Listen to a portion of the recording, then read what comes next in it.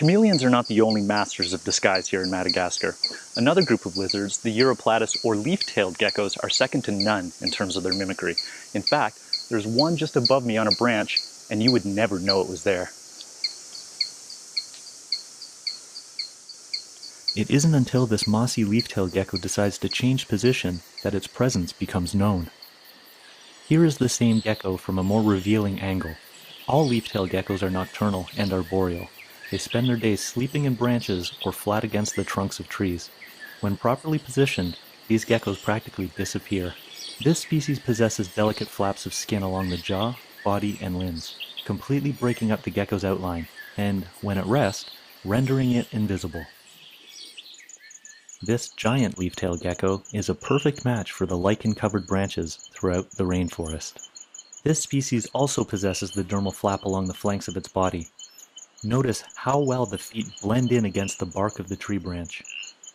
Some leaf-tailed geckos have evolved to camouflage better where small trees, bushes, and woody branches dominate the environment. This is one of the rarest of all leaf-tailed gecko species.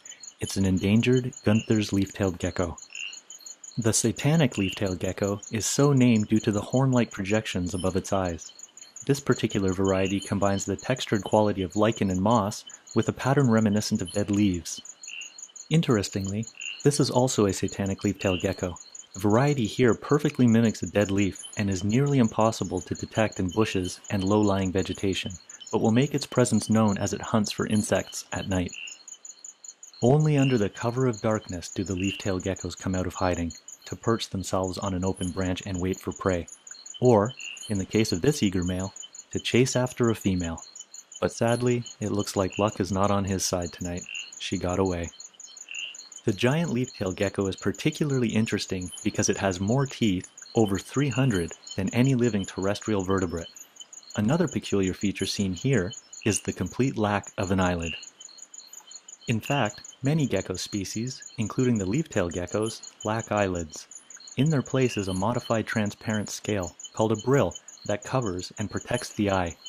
Given life in the rainforest, sometimes the brill needs a good cleaning to remove anything from debris, to the dozens of tiny red parasites feeding on blood along the edge of this gecko's eye.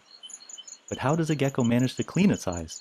Well, since they lack the ability to blink or rub their eyes with their hands, the answer is simple. They use their tongue.